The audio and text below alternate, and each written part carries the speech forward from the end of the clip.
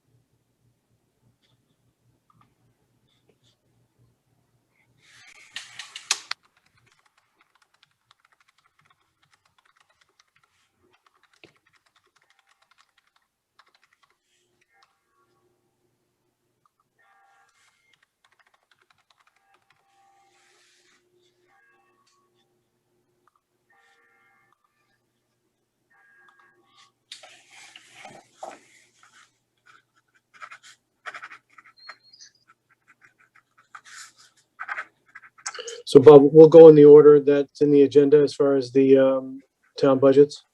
Sure. Yep. Okay. Yeah, just give it another minute and then see if we get to our magic number here.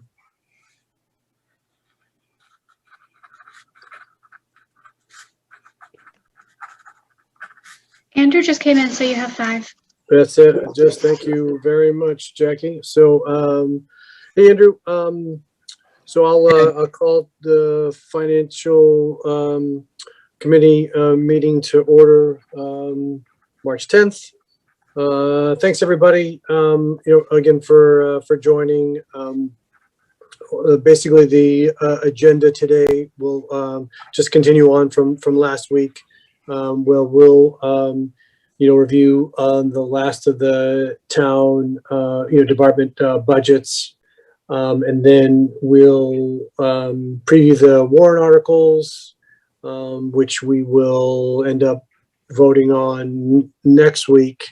And then lastly, minutes in any other kind of business that comes up from anybody. But I didn't have anything else from my perspective. So Bob, we can probably just kind of kick off and start to go through the budgets, and they're from the same documents that we had last week. It's just we're scrolling through to the sections that we didn't get to last week, right? Yeah.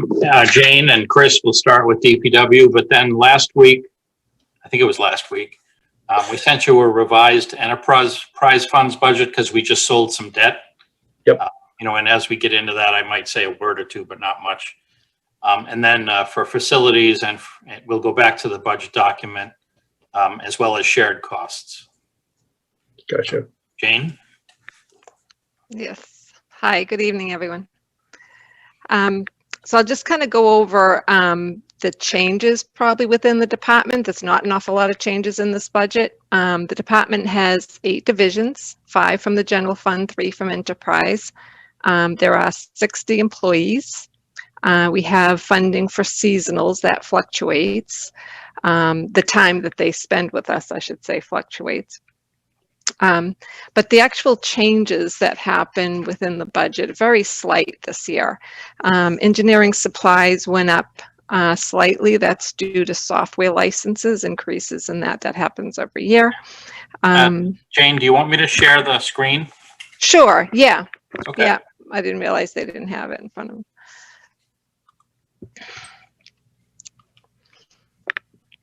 Yeah, so the overall budget went up 2.4%.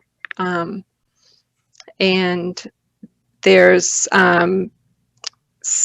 some changes in personnel. We're still negotiating with 3 unions, but there's been some changes in some long-time employees who have retired, so that sort of helped with the increases in the budget for the salaries. But so I'll just sort of focus on the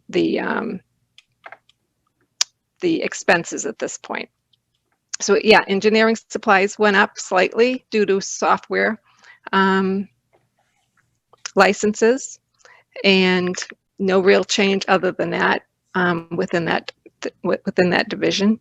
Highway, again, what I ended up doing is taking some money out of gravel crushing, which is sort of an optional thing that we started doing a few years back, where we would hire somebody to go up to the pit and crush gravel for our use. It's been very productive to do it that way. It's cost savings, but we don't necessarily have to do it every year, and we don't have to do it. So I cut that in half and took the 5,000 that we saved and redistributed it to add a little bit to line painting, because we're going to have to add some streets, a little bit to supplies and police details. So there's really not much of an increase in the expense budget because of that for highway.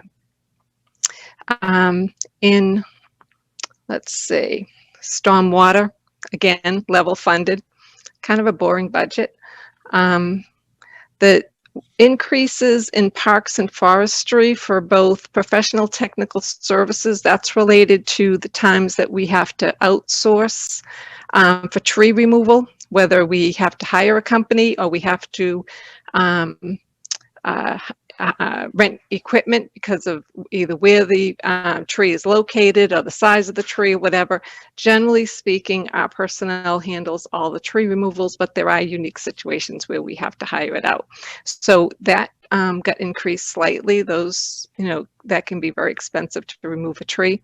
And then on the other end, we added some money for shade trees. So to remove them and to plant. And that's really the only two changes within the Parks and Forestry expense budget. There's, you can see the fluctuation in the salaries, but that, as somebody leaves, you're saving some, and, and then anytime you see a change between the laborers and the junior operators, after 2 years, our laborers move up automatically to a junior operator. After that, they all have to apply for, a job opening, let's say. So you'll see, some minuses and pluses that look, a wide span there, but it's just depending on when the budget was set. If they move up within that 2 years, the labor becomes a negative, the junior operator, increases. So in cemetery, the big savings there was in grave liners. We used to fund about $9,500 towards grave liners, and we would have them available. And it was just didn't make an awful lot of sense for us to be storing these and moving them and having them available where somebody could just purchase it directly from the funeral home. So I took that $9,500 out of there, or that expense going forward. So now, residents or whoever would deal directly with the funeral home with that. And I think that's it for the changes within the expenses. Okay. Let's see. Bob, were you going to do accommodated? Do you want? You should probably talk a little about rubbish and recycling, Jane. Yeah, okay. So the rubbish and recycling contract goes up like 3% a year. That's sort of under control for the next, I think, let's see, when was that? 2016 or whatever. It's a 10-year contract. So that we know where we're going with that. The problem is with the disposal end of it. So the Covanta, we just re-signed last July 1st with them for 5 years. It was a huge increase. Going forward, it's I think a 3% year-over-year increase, but the initial one was very high. And we just don't, with COVID, people were putting out all kinds of cleaning out and putting out trash. I mean, the expenses related to disposal just went through the roof. So, that has been that has been a little bit of a problem. The miscellaneous recycling, we bumped up because now people can bring down the electronics, which saves us an awful lot of money with the disposal costs. We do pay for it. We pay an awful lot less. So the money just is kind of moved out of disposal and into that. And there's, there's quite a savings, but there's an awful lot of work. People, bring down electronics. The styrofoam doesn't really weigh anything, but the electronics does. So, so that get bumped up. And then I'd also like to start with the curbside composting. So there's some money in there to start that program. We may start in April if we have a little bit of money, but definitely would like to start in July 1. Let's see. Snow and ice. Right now, I think we're pretty darn close to have used up this year's allotment, if not a little bit more, but hopefully that's it at this point. I didn't look at the figures before but I think it might be that we're like 20 over or something as of this week. And traffic lights, just a normal increase under electricity.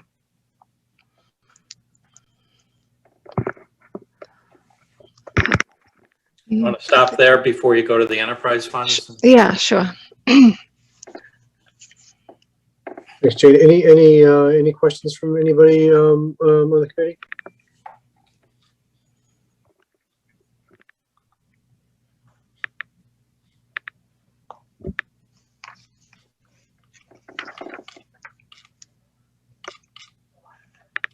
Yeah, everything looked pretty standard, from what's in there, Jane. And so what just on the composting piece of it, the April versus July, is that just a timing thing, or is there a budget concern starting earlier? Yeah, it's a little bit of a budget concern, but I think I've been working with them the last week or two, and I think we'll be able to do it in April. I'd like to do it in April. I think it's a good time to start it, Earth Day and everything else, and we'll try to promote it. So, I kind of get some pricing that I think we can work with for the few months remaining. We should be good. Yeah, I just don't want to put that out there in case, Sure. But that's my plan.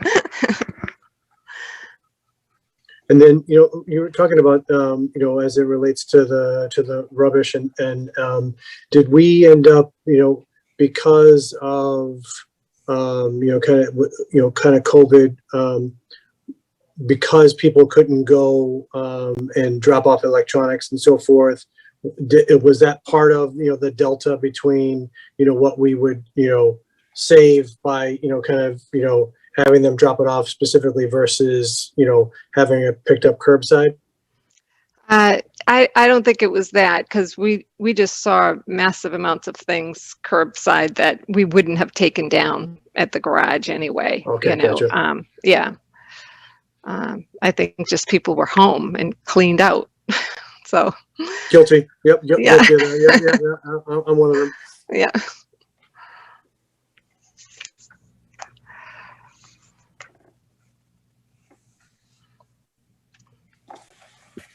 Good. I think we're good, from that section. Hey, and before you get into enterprise funds, I just want to make sure everyone understands that budget changes, in this case, budget increases, are not the same as rate increases. When the select board holds a rate hearing later in the spring, we'll go into more detail, but the amount of water usage, just like trash, is up. The more water that's used, the lower the rates can be. So a large budget increase this spring does not necessarily translate into a large rate increase. So I just wanted to say that up front. And then I'll turn it back to Jane to go over water. Okay. So again, water, we've had some turnover. So the water wages, salaries have not gone up that much because of that. It's a couple of long-term employees who have left, retired. And pretty much the rest of the expenses, they were level funded for the most part.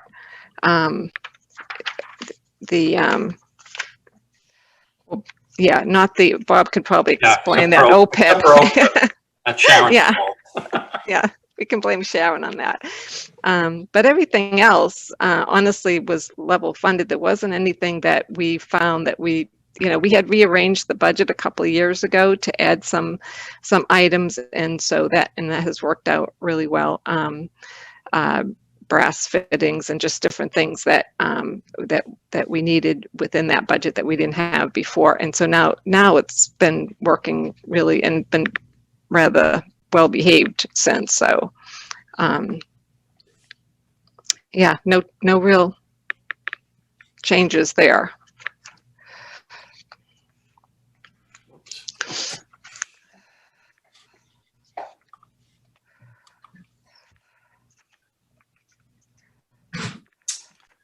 I don't know if FinCom has a desire to go through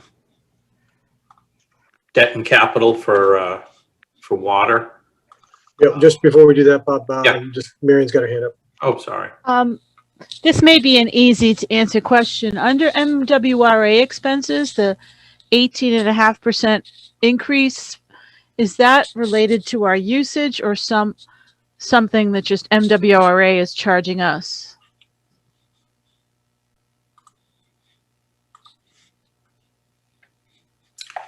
Yeah, that's that number certainly caught me by surprise recently, but the way it works is we are charged sort of with a 1-year lag on usage.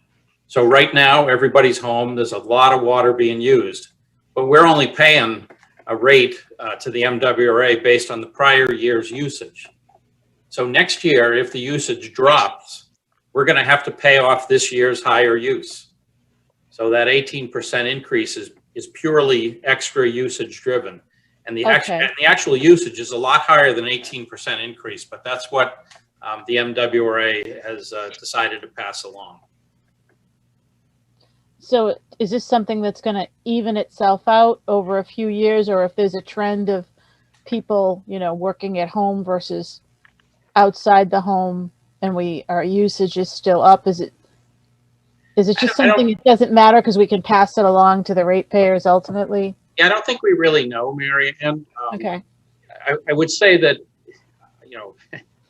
I'll go out on a limb and say that next year it won't jump by a large increase again because everyone's already home. I don't know how it could, but it could stabilize at a higher level than it had been, certainly. But we shouldn't be looking at future sort of rate shocks because Good. people stay home. Okay, that is all. Thank you.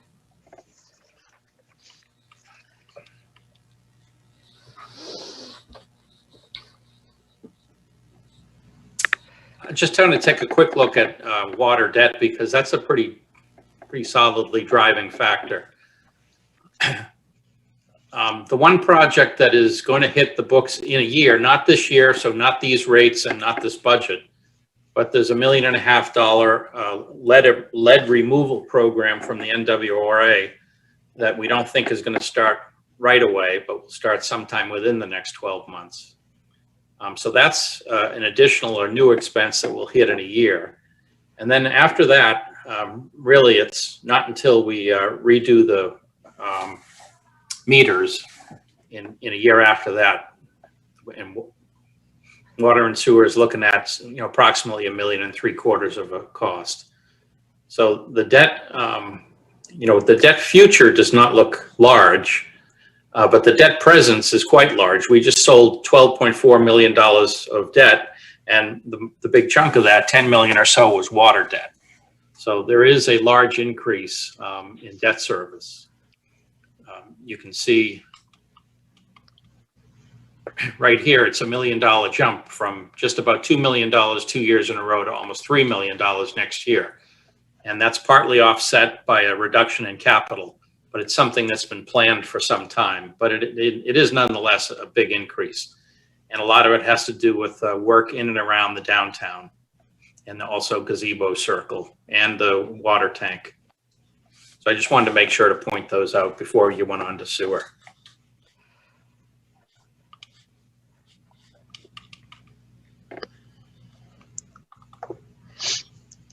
Jane?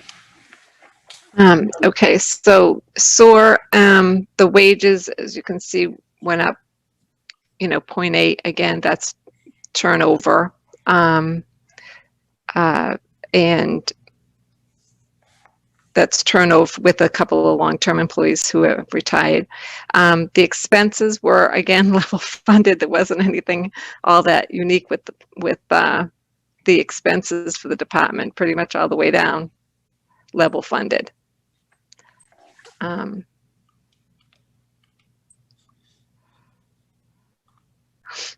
then for sewer debt, again, this was the new issue for the downtown, was $1 million just sold. A year ago, $2 million for Sturgis pump station was sold. The meter replacements is coming up in 2 years.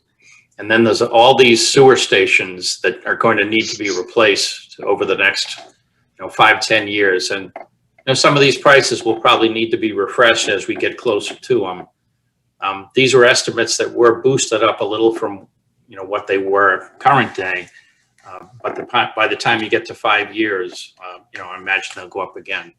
But by doing the Sturgis station when we did, that was the last of what I'll say was the urgent need. Mm-hmm. The rest of these sewer stations are all old, but there's nothing urgent. And this is pretty much the priority order that they remain in. Should that change, then they'll get rearranged. But the sewer debt situation is far different than water. There's a little bit that's been taken on, but the future doesn't look, other than meter replacements, the future doesn't look too difficult. So it looks like, Bob, from that perspective, like between water and sewer, they're, kind of offsetting. Was that, intentional or unintentional that, one's more present and one's a little bit, I obviously there's projects that are tied to them, but, was that, are we the benefit of some, kind of prudent planning, from the last several years? We've been planning, the thing about debt is you can pretty much plan it for many years out. So we've done that. But just to remind everyone, the biggest expense in sewer, it's somewhere between 70 and 75% of the whole fund is what the MWRA charges us. Yeah. So, out of a $7-odd million budget, the MWRA cost is $5+ million.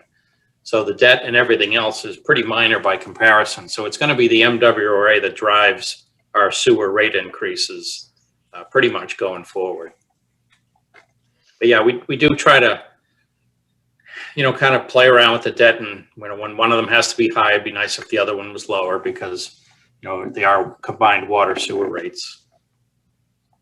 Gotcha.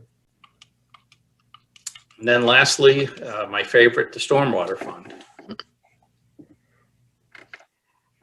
So again, this time the wages, yeah, not very interesting at all. Wages went down actually, and that's because that enterprise fund only has 2 employees, and one left, and so there's a savings right off the bat with the other one. So that and then again, expenses were, not anything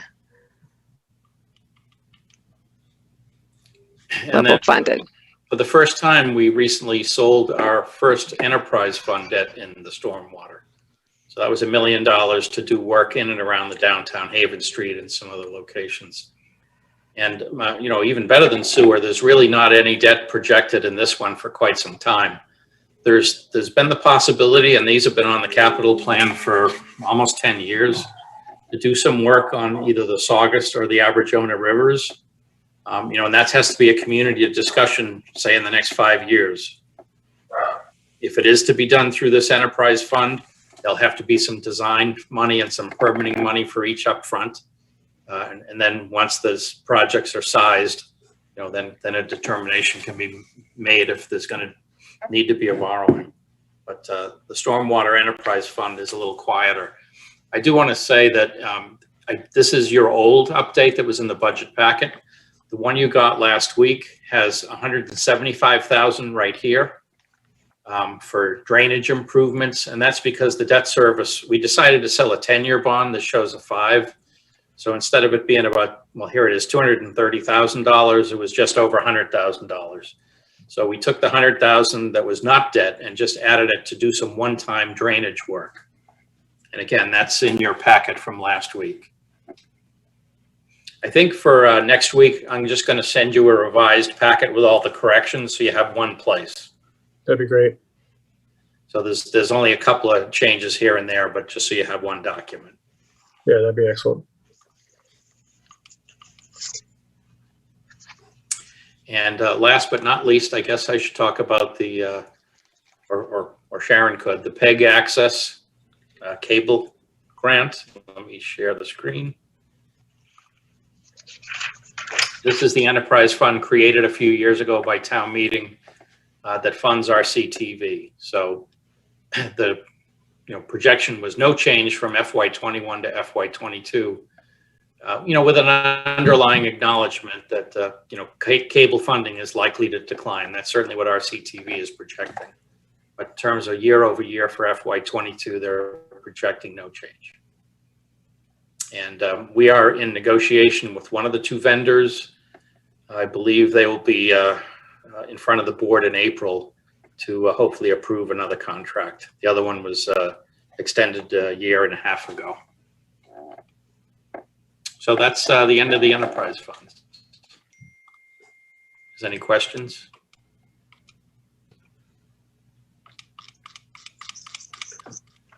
I don't see any.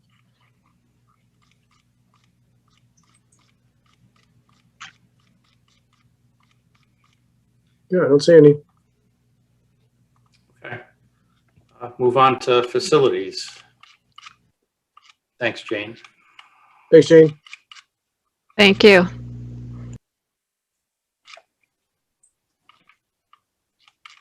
Good evening, everybody. Hey, Joe. Hey, Joe. I will share a screen. Perfect. It starts on page 60 in your budget packet. Yep. And just to remind you, actually it's 59. Just to remind FinCom that there's 3 parts to facilities. One you saw the first night, February 24th, with the school department. They have a school buildings budget. And then 2 pieces you'll see tonight are the town buildings budget, which is sort of the analogy of schools. And then the core facilities budget, which is everything else, all the larger expenses for all common buildings.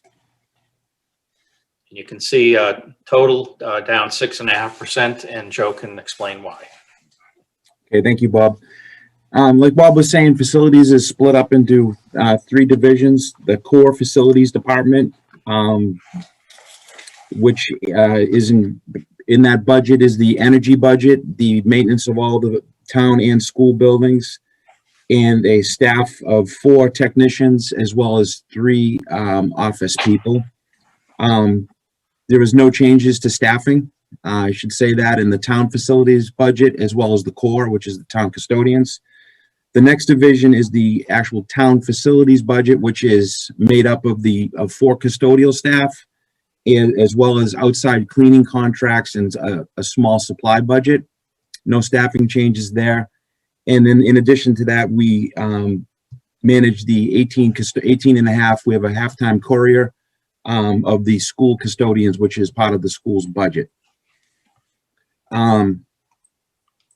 It's a little tricky. I'm going to try to go through this and explain it. Maybe Bob will help me if I get into any trouble, but you're looking at a decrease on page 59 of the combined core facilities, M91 and M92, of 5.2%. And the reason for that is, and if we go to the next page, page 60, you're going to see that we had miscellaneous expenses is showing an 84.8% decrease, and that's due to one-time $275,000 worth of one-time COVID-19 money that was in the facilities budget. Our energy expenses are increased by about $5,500 to cover projected water and sewer increases. Maintenance and repair budget, expense budget is going up around $20,925 to cover some aging roof repairs and I'll touch on that in a little bit when I talk about capital. Our HVAC line, it was increased actually by $64,000 to cover the cost of MERV 13 filters. We moved from a MERV 8 to a MERV 13 filter at the beginning of the pandemic, and they're quite a bit more money and require more filter changes over the course of a year. So there's quite an increase in that line right there. Plumbing expenses, we have increased that by $2,200, and the reason that went up is because with the buildings being either in a hybrid model, if it's a school, or a semi-closed fashion for other buildings, we've had chronic stoppages in buildings that have been going on because of lack of water flow. So we think that'll go away once everybody's back, and we're hoping that will go away, and I think it will, but that's the reason for that. Our alarm expenses also went up, a slight increase there to cover monitoring of 2 additional buildings with new security systems in them.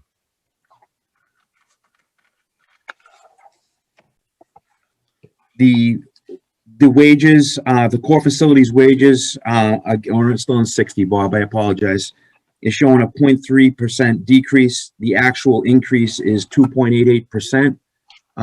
That's because of the one-time COVID overtime money that we had in the budget. And then under core facilities expenses, it's showing a 6.8% decrease. The actual increase is 3.57%. And again, that has a lot to do with that one-time COVID money coming out of the budget. Okay. So on page 61, we show you the energy budgets, which are a very small increase overall for energy. The energy budget makes up a big portion of the core facilities budget, as you can imagine, you can see. And we monitor that very closely on a weekly basis, using software that we have, and working closely with our assistant director of facilities, Kevin Kabuzzi, to monitor run times and equipment, and to make sure we're getting optimal run times out of the equipment, and we're not wasting energy at night or on weekends. So we're constantly watching that to keep that under control. Some of the energy initiatives we've embarked on since our performance contracting initiative in 2011, we've continued on that same philosophy with doing high efficiency boilers, LED lighting, and other measures. This month, we will be doing an LED pilot project with the same company, Noresco. We're changing out about 900 fixtures in the Reading Memorial High School. And we're pretty excited about that. It's going to be in about 85 classrooms, I want to say, up here at the high school.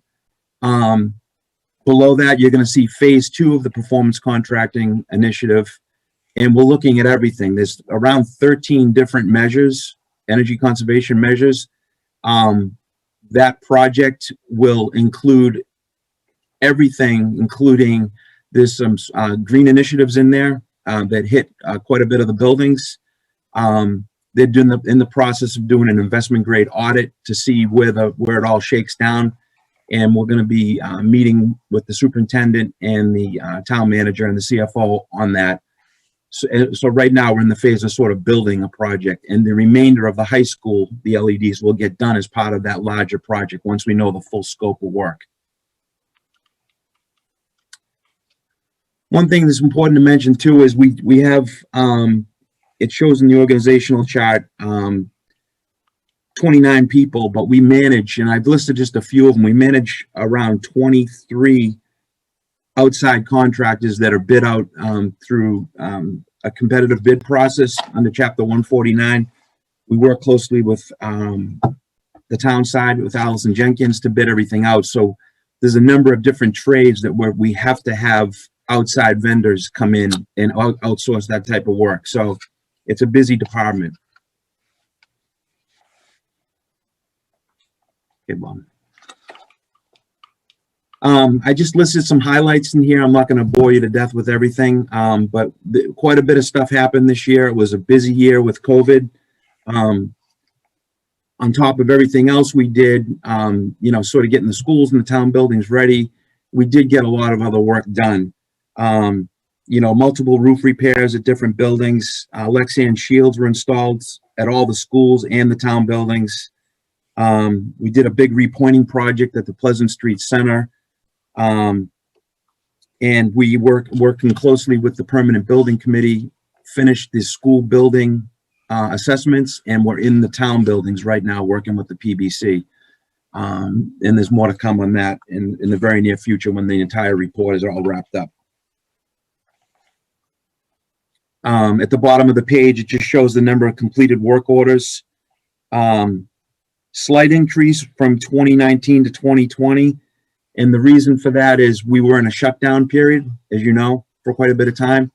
But in actuality, a number of work orders was up quite a bit from that, but we targeted these as projects like Lexan Shields, and it was at 8 schools, for instance. We weren't gonna put in individual work orders for each one, or else it would have, thrown the numbers way off. But it was quite a busy year with COVID going on in the department. On page 63, this at the top of the slide basically just shows that we had an increase of in-house work that we did, and that's primarily because we were shut down for a long period of time, and we were letting contractors in only on an as-needed basis. So, and whenever possible, we try to do work in-house. For instance, the Lexan Shields, we self-performed all that work in the facilities department. We purchased the materials, and we built everything here for the schools and the town buildings. And again, I've listed some capital projects in there that you can see that we've completed this year. It's been quite a few projects we've done. Then under M92, town buildings, it's showing a 4.1% decrease. That's because there was one-time overtime in the budget. It's taken back out again. It's actually equates to a 2.07% increase, and expenses in that budget remain flat. And that's a lot of that budget is custodial equipment and the cleaning contract, and we're in the 3rd year of a contract with no increase at all. So that pretty much wraps it up. Have any questions?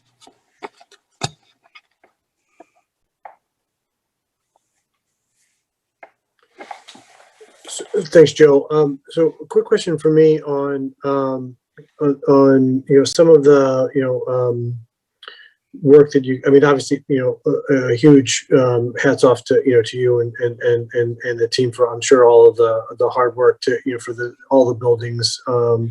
I've listened to whether it's on the school committees sessions for here. The exhaustive list of projects you guys had to do is really amazing. So again, hats off to you guys for all the work.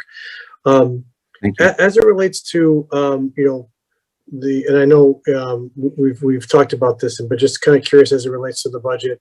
You mentioned some of the stuff with MERV 13 filters. So some of that is some of that still covered by kind of COVID grants, or is that and maybe this is a question for you too, Bob, but like as far as how that is offset, and I know that we still have, or do we still have some grant there, and and how does that kind of play into this as far as what it looks like going forward? Let me start with the grant side, and then Joe can get into the nuts and bolts. Reading got about 2.2 million of CARES federal funding for pandemic work.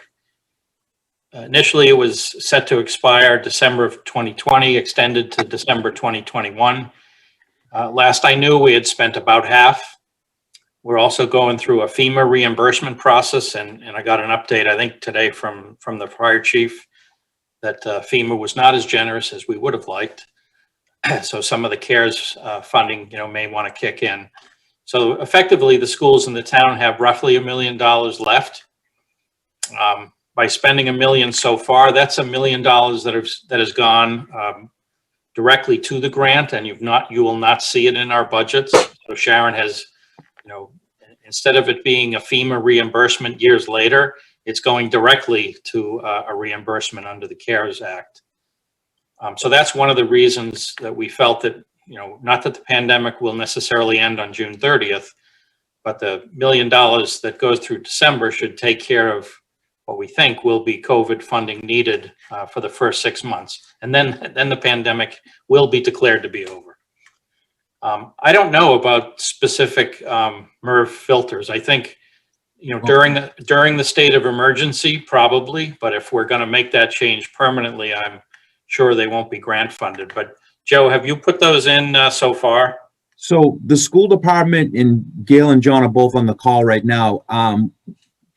We're able to cover the cost, I believe, for 1 or 2 of the filter changes for the schools.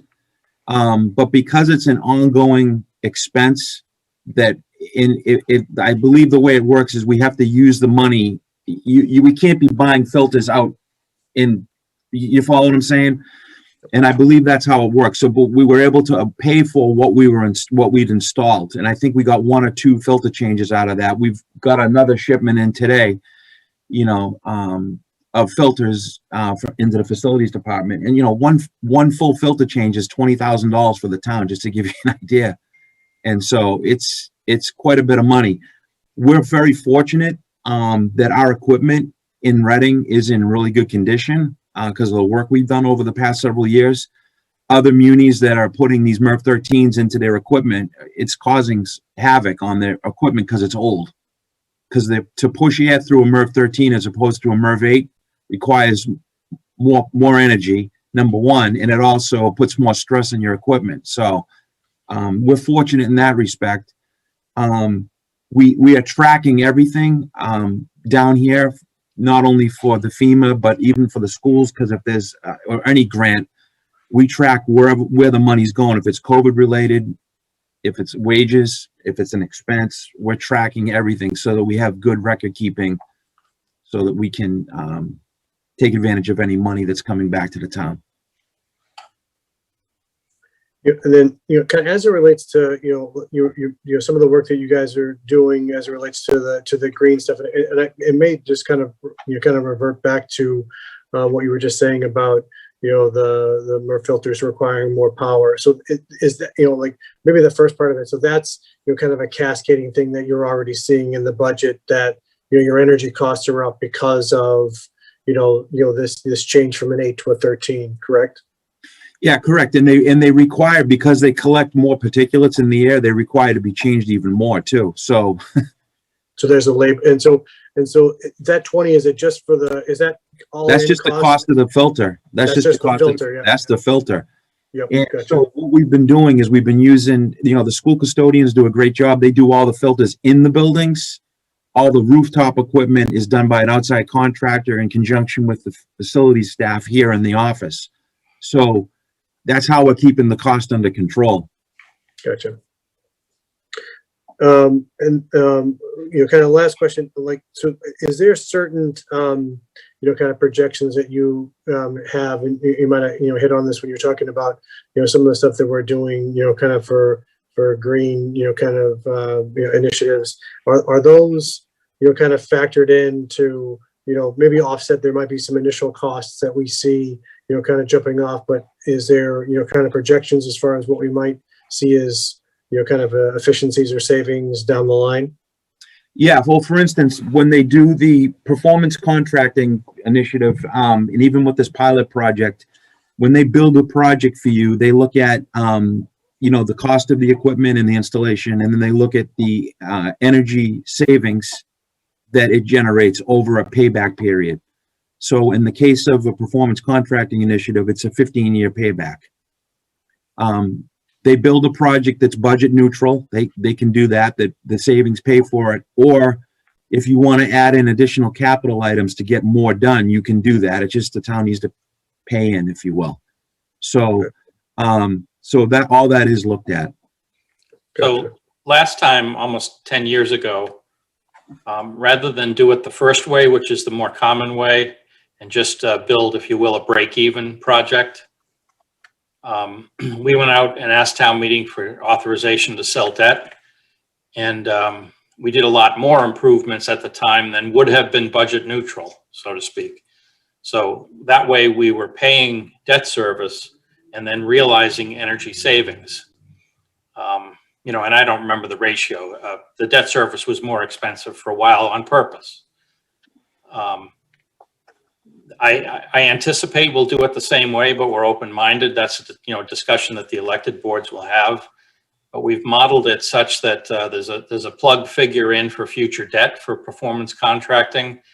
And the work that's being done right now will come up with a large menu of what kind of projects could be done in town and school buildings.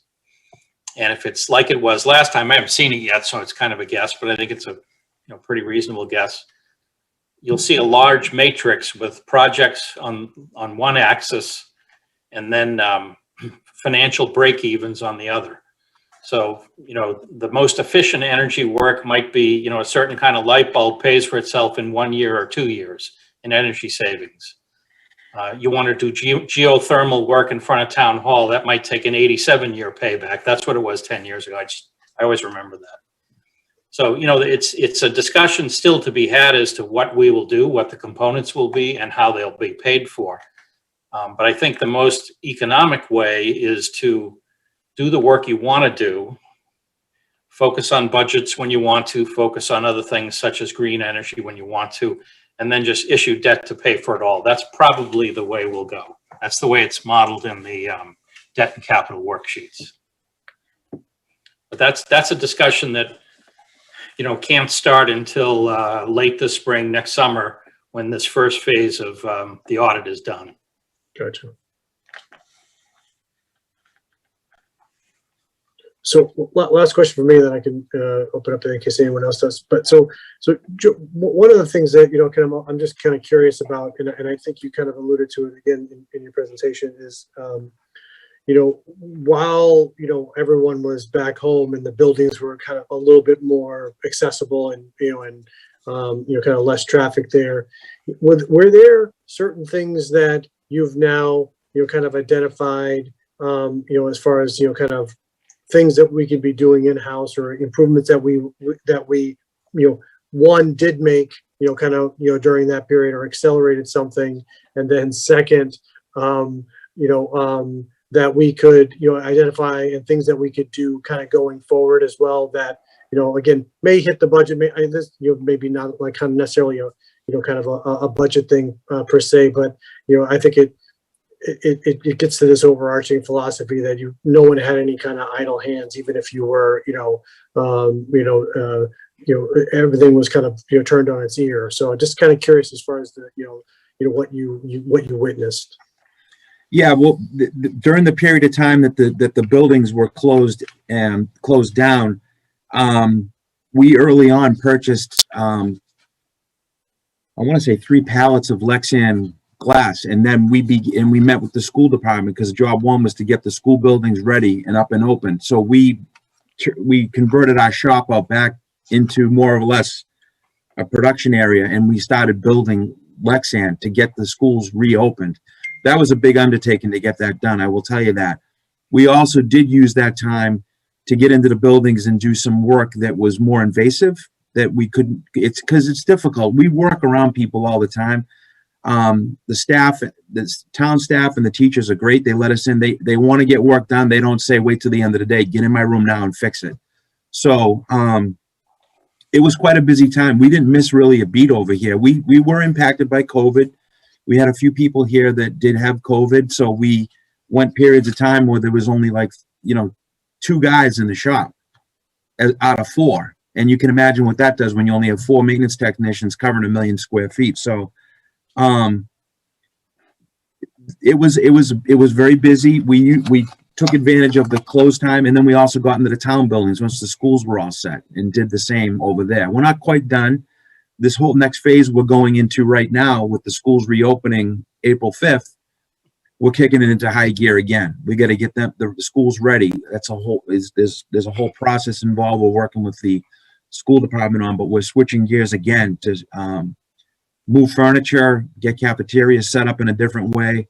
And then we're looking to the town buildings opening up eventually too. So I'm I don't know if that answers your question. It totally does, Joe. And again, it's, I'm in awe of it, so, kind of kudos to you, again, to you and the staff for, for all of that. Cause it's, it doesn't grab the headlines, but it's obviously all the, the stuff that needs to get done. And, it just, kind of, sets up the town, and it's something I think, we all can take a lot of pride in. So I, personally, really, want to, give my thanks again for all the hard work, because I know there's just, a lot that goes into it. Thank you. No, we got a great group of people down here, and everybody just kind of works shoulder to shoulder to get it all done. And Bob, this is one of the things that you kind of highlighted in your summary, that I want to kind of, I don't know, you make a bigger point of it, because I just think it's more and more people in the town need to have a kind of a better appreciation for it, because I think there's just so many kind of great things to be able to share around all that effort. Yeah, thanks, Ed. Thank you. Any other questions from anybody else, or did I might have taken up all the oxygen, so I apologies ahead of time. But if anyone else feel welcome to ask something, I'm sure Joe would be appreciative to hear from somebody else.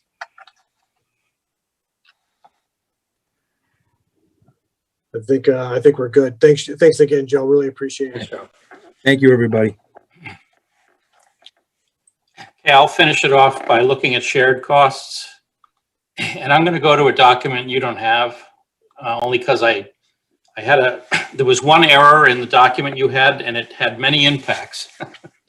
So the FY22 budget figures you have are all accurate, and the FY21 budget figures you had on the first table are accurate. So the first change I have to note is this 5.7% increase is accurate as it was shown in the table. I'll go over the areas of benefits, up 3.8%, not too bad. Capital in debt, again, by your request, a good increase in that. FinCom reserves back down to $200,000 a year, and vocational budgets up quite a bit. We had many students, outsource themselves, at least during the current school year.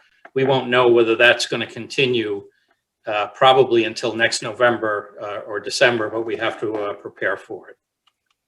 So to start with benefits, and again, the FY22 figures are accurate.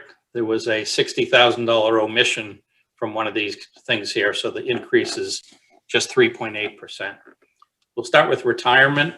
A year ago, just about a year ago this time, the retirement board voted about $1 million increase in the assessment in order to speed up the funding to get it done by 2029 or so. I believe state law has been extended, so it's maybe 10 years longer than that. But that seemed like a good idea pre-pandemic, certainly. But then when the pandemic hit, the retirement board was gracious to revote and reconsider the increase, and they trimmed it back a little bit. But there are pretty significant annual increases now in order to get to this target. So they're about 6.5% in terms of the assessment, which is about a 6% increase. So that's just funding a liability. There's not really costs that go up and down. It's just going to have to be something that we set aside, accommodated costs for in the future. You can see there's the 6.5% increase on the assessment. Medicare is about $1 million, not much of a change this year. It's just a budget that grows generally with wages. So $1 million for next year should be fine. Health and life insurance, certainly health insurance is another focus. The correct figure is 2.7% increase. The 11.8 million is accurate. There's a lot of good news and good stories in this field. We now have over 10 years worth of data of actual premium spending, and it's below 3% annually. And that includes changes in enrollment. So to the extent that the schools in the town labor forces have grown and more people are taking health insurance, that's part of that figure. So that's actual money spent. And I dare say there's not going to be a lot of municipalities that have that kind of track record over the last 10 years. And it always worries me because of the next 10 years. But the union employees that we negotiated with, the PEC, are doing an outstanding job of being very creative, saving money for the town and for the unions and the employees and retirees as are possible. We do have a PEC meeting, I believe, next Tuesday. We have received our health insurance proposed increase, but I have to negotiate that. It is very much within the budgeted figures here, so we'll have good news on that. We also expect some one-time premium credits. So this year in July, I think it was actually maybe later in the fall, it was reported we got a 4% credit just because health insurance broadly is underutilized now during the pandemic. And Maya has said next year we'll get an 8% credit. That's a lot of money. You know, that's 8% of 11 million bucks. It did not seem appropriate. First of all, when we threw the budget together, we certainly didn't know about the 8%. But nonetheless, it would be inappropriate to drop this funding because it is a one-time credit, and we hope it's going to come true, but you know, we're not 100% sure till it happens. So there could be an $800,000 surplus in the budget next year if this happens. I want to circle back to that when we talk about OPEB, though. Benefits coordinator position was added last year in the budget. It was very helpful. Not hired until later in the fall, but it's working out well. You can see the health insurance budget, again, a modest increase with some credits that'll make that, you know, pretty good. I do want to mention OPEB at this point, and I'll also mention it briefly in the town meeting warrants. There's an article. We expect to have surplus this year in health insurance, and we're projecting a surplus next year in health insurance. And both those figures will help offset what were low budgeted OPEB contributions. For this current year, we only budgeted $100,000 in the general fund, so we should be able to increase that during annual town meeting. And then perhaps more importantly, for FY22, we only budgeted $100,000 for OPEB. But this one-time credit, should it happen, will also help us a year from now fund OPEB the way we would have liked to fund it. And perhaps next fall, we can get back on track, putting in $500,000 or so to OPEB annually. So it's pretty good news in the health insurance area. Other benefit lines are not terribly interesting other than unemployment compensation. I don't even know where to start. There's been so much fraud. We've seen hundreds of thousands of dollars come in and then get credited back. And I don't know that I can really keep up with it, and Sharon's doing her best. We stopped seeing paperwork for several months, so we had no idea what was going on. And maybe 6 months after March 2020, we started to get paperwork, and then we saw there was issues. So our actual year-to-date spending when I last looked was negative 100,000 because of the credits from the prior fiscal year. And I know Sharon is not having much fun with this line item. So the 75,000 is a guess. Neither the town or the schools are reducing unemployment or reducing positions. So, hopefully 75,000 will hold. Capital and debt are certainly the larger discussion after health insurance. Recall that a year ago in June, we reduced capital spending by almost 900,000. Last November, we increased that back by about a third. And then during the financial forums, you've requested an increase in capital spending. So it's about 5.5%, not 5%. So it's a little bit of a modest increase. This is just a summary of what happened at November town meeting. A week from tonight, you'll get a summary of what we're proposing in April, not very much in terms of capital changes. But I do want to spend some time on 3 projects that were added after the financial forums last fall. The first is to move up, or actually to add into the capital plan, the high school stadium turf and track. Much like Turf 2, that was the next highest priority, I guess I'll say, of the schools. It was not in the capital plan, but with FinCom's urging of spending more money on capital, that was certainly a good opportunity. The rough timeline would be, football is typically played in the fall. I understand it's going to be played soon. But next fall season would go as scheduled, at least in terms of capital. And then the turf and track would be, project would be bid out late fall in order to do work that following summer. So not next summer, but a year from now.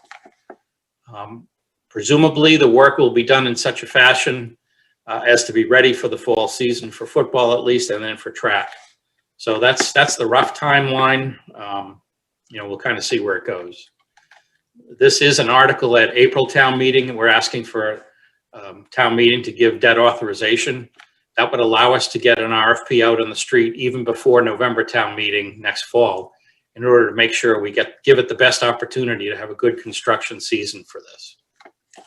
The next highest priority was the Parker Middle School roof. That had been listed as FY25. This moves it up a few years. It's also a large project. Several years ago, it was thought to be a small project. And after, just looking at the roof deteriorate and making small repairs, it's just now a bigger project. That is also requested this April at town meeting for debt authorization, and would follow a pretty similar path. It wouldn't be for a year from this summer where the Parker Middle School roof would be done. Certainly you prefer to do school work during the summer. So that'll be not this summer, but the following summer. And then lastly, work in the police station to develop some underutilized space into offices. This has to do long run with moving the health division or department into that building. There are, again, as Joe mentioned, there's some savings in his budget this year due to energy, especially in the school buildings that were underutilized. So he is able to do some work in the police station now in terms of assessing what the options are and what the costs are to add some additional office space. Depending on what those estimates add, we may be back to November town meeting requesting funding. I'm just not sure yet whether we'll be able to do the work in-house or not. In FY22, for the first two items, the turf track and the Parker Middle School, we're requesting $250,000 a piece, and that would do the design work and hire an OPM. And as I say, it's an 18 to 24 month project, so debt repayments would be in 1 year after that, starting in FY23, and the work again would be starting in about 18 months from now for both. Here are the changes you'll see next week under the capital article, adding the $500,000 in next year for capital, adding a small $50,000 item, and then taking a couple away. We don't need a generator at town hall since it was prior. The design of it was really to help public health, but we now use the police station and the fire department for health refrigeration needs. I don't really intend to go through every line item. The ladder truck is still in the capital plan for next year. There's, a good slug of road repair money. And in terms of debt, unlike the enterprise funds, the general fund is actually having a relaxed year in debt. The retaining wall was paid off this current year. So next year, there's almost $200,000 less in debt service and no new debt for next year. We didn't sell any recently. And then in terms of excluded debt, there's just a small change, just a $50,000 change from next year. And just to remind you, the high school is and small parts of Barrows and Wood End will be repaid in FY24, and the library would be repaid 1 year after that.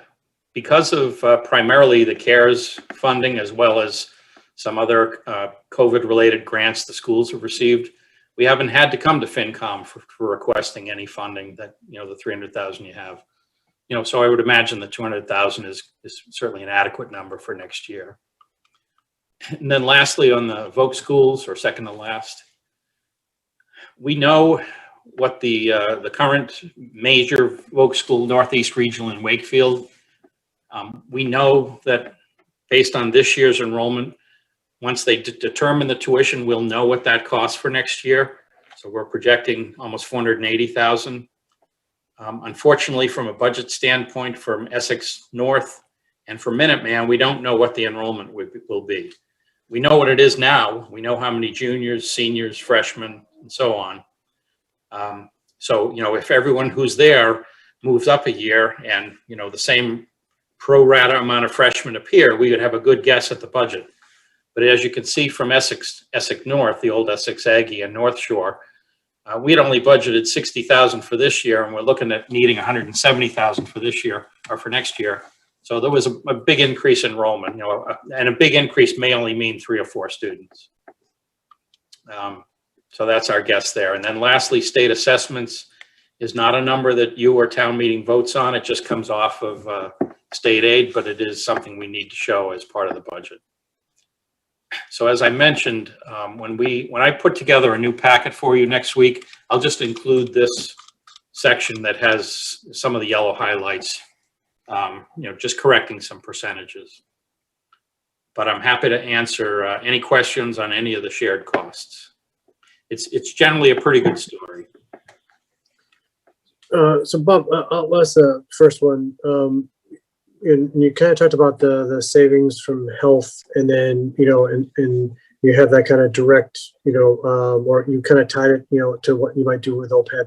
Is that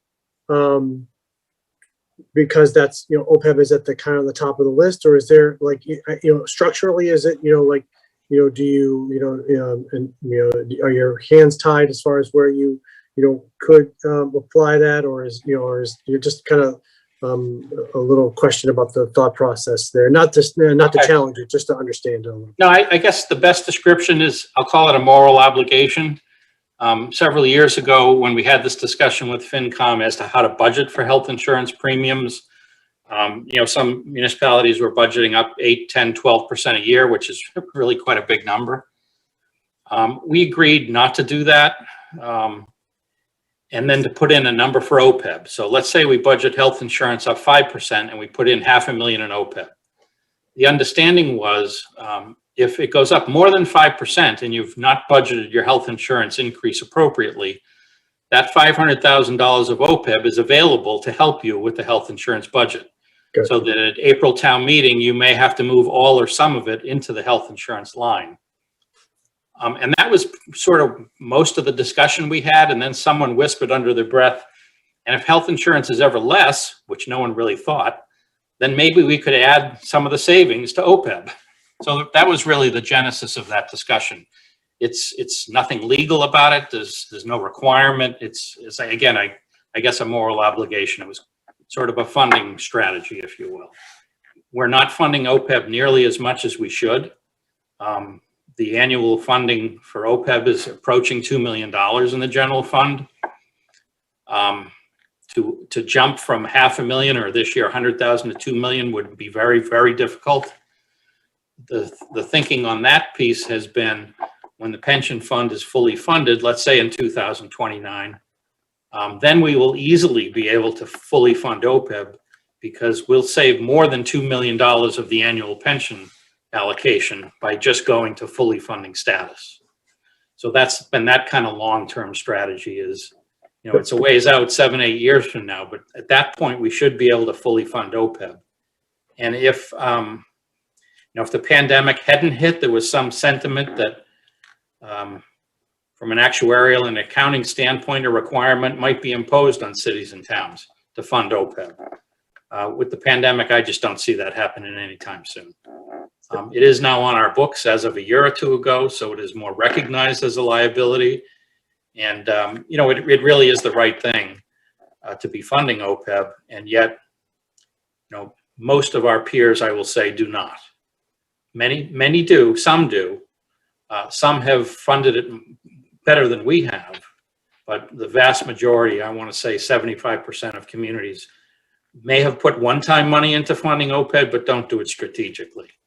And that's the same way we got into an underfunded pension thing for many years, of just not funding pensions. appropriately, and all of a sudden you have to kick in, a few $1,000,000 a year extra that you shouldn't have had to do. So, it is important that FinCom keep their eye on OPEB. It is an obligation, and it is one that should be funded. No, it's, yeah, just having that clarity and that explanation is great. I just, I wasn't sure if we are officially, kind of tied to do it, but, but that's, that reasoning is perfectly logical. Yeah, and I should add that the enterprise funds, including RMLD, are funding on a known schedule. So they are fully funding. I think it's a 30-year schedule. Sharon can shout out 20 years if it's really that, but I think it's 30. But the general fund is not doing that at all. Yeah, the enterprise funds are going to be fully funded around the time our pension is fully funded for the enterprise for OPEB. Yep, true.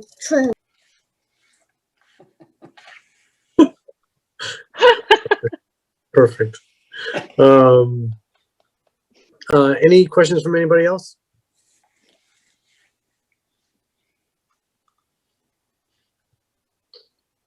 Thanks, Bob. Excellent. So now are we moving over to the reviewing the articles? Sure. Am I missing that? Yeah, no, that's good. Let me find your packet for tonight. That's the easiest way. And then I'll share that.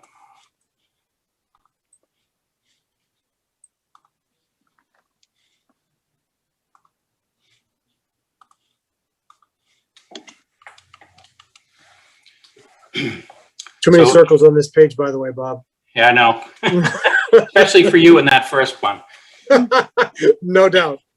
So I included in the packet the actual warrants so you can look at them.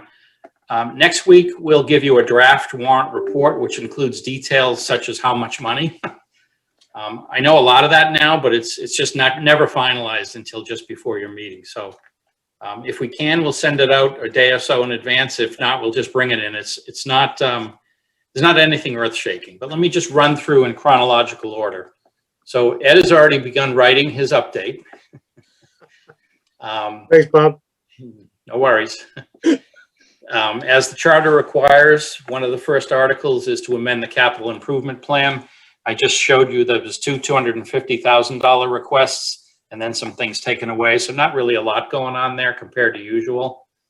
Amending the budget. I don't think we'll be using any free cash to balance the budget this year, but we will be moving money around. There is a surplus in health insurance for sure. And there's one or two areas that we may need to add some funding to, but nothing urgent. I don't believe there's any prior year's bills. Sharon can tell me by next week if that's not accurate. We'd leave this open to the floor at town meeting in any event if one turned up.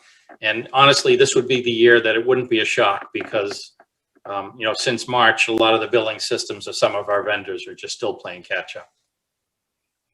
Article 7, as we sort of just discussed, is to appropriate funds into OPEB.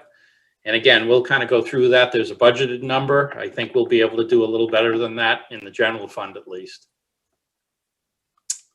And there's a generic annual revolving fund article. There's also a generic annual housing trust fund article.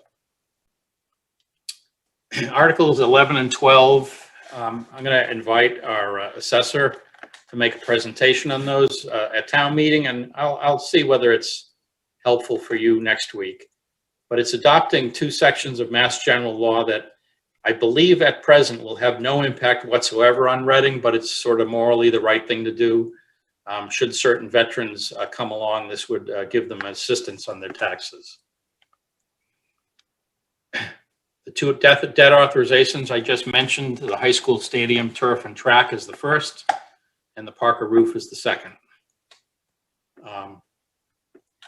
Chapter 90 is the annual expenditure of federal funds for roadways. Technically, that's not required. It's just sort of a tradition we have in Reading, but technically you don't have to do this. I didn't know that until a couple of years ago. Article 16 is adopting the budget, which you've just gone over in the last 3 weeks. And then Article 19, right now, there's nothing to say or nothing to do. This is a placeholder. The select board and executive session are discussing some litigation. And if anything happens, there will not be anything by next Wednesday, so FinCom will not be asked to vote this next week. But if there is a reason to bring this to the floor of town meeting, then FinCom will be invited into a meeting to understand what this issue is. And I can't give you any odds as to whether this will or won't happen. It just seemed like a reasonable thing to plan on it and put it in there just in case. So on that one, Bob, that invite would be pending prior to town meeting. Yeah, if there's going to be, yeah. yes, if any town meeting action is requested, absolutely, FinCom will have to be invited.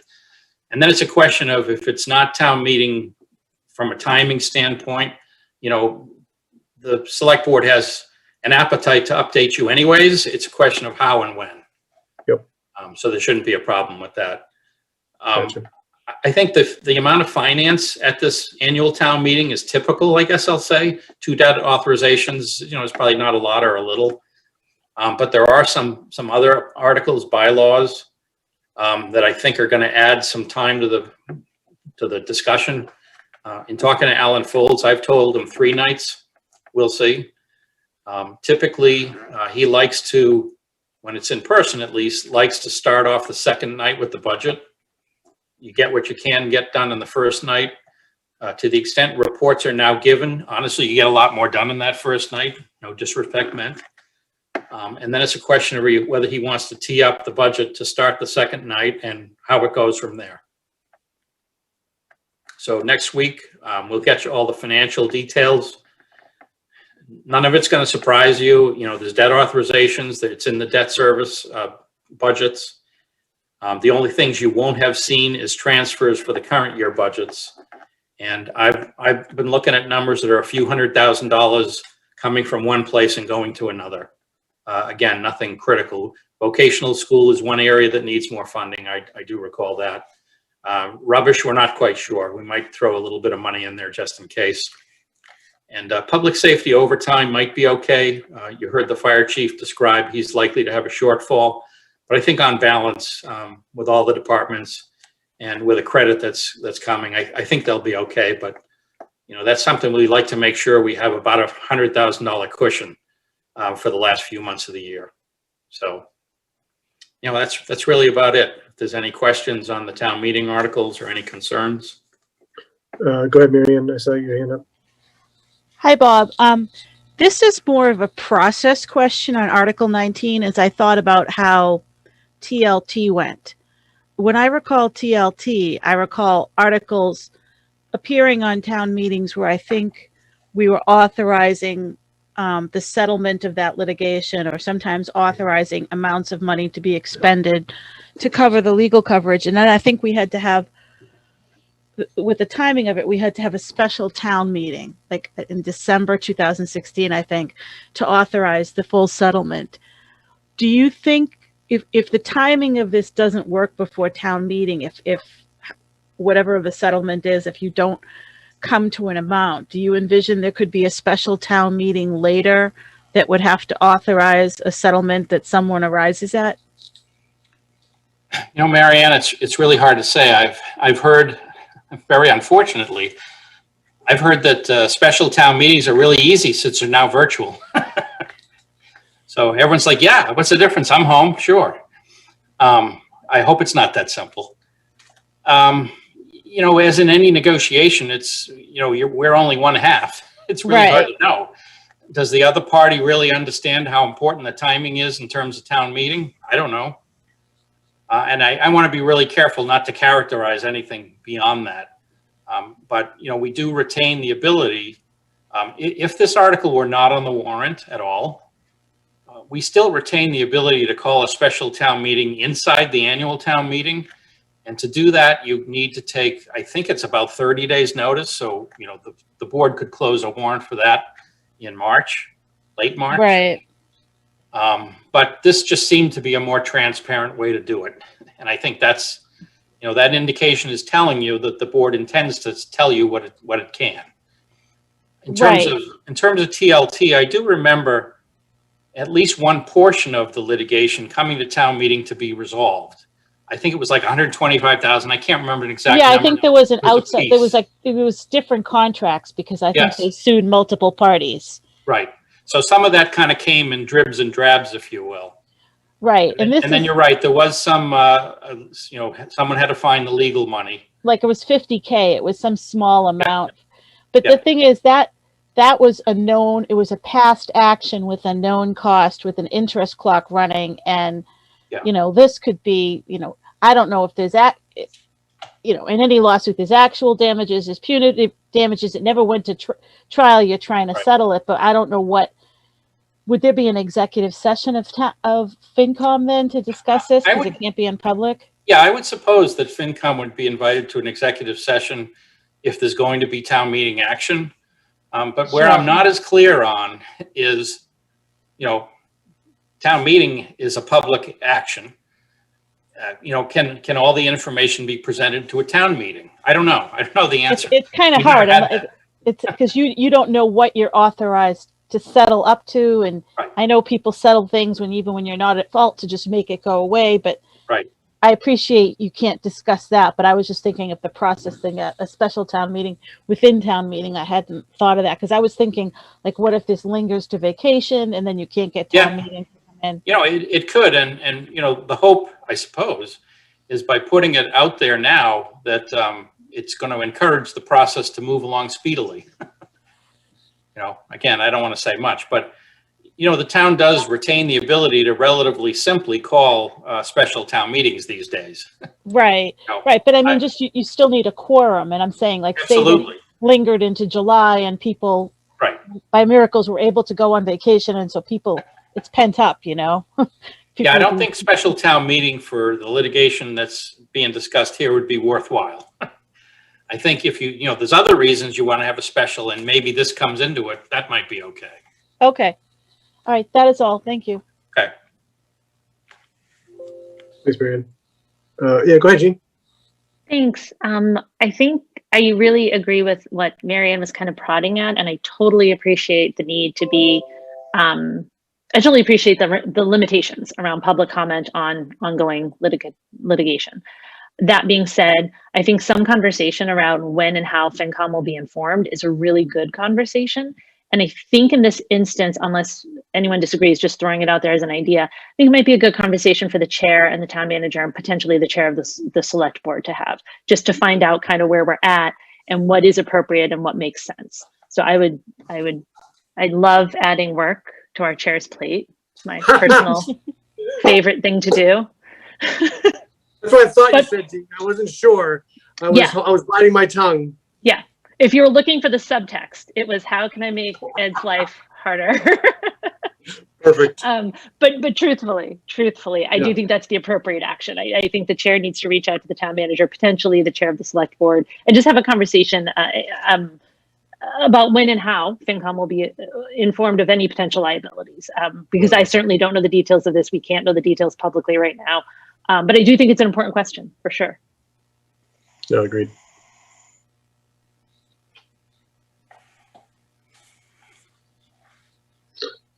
Any other questions or anyone else that wants to give me some work? Feel welcome to to pipe in.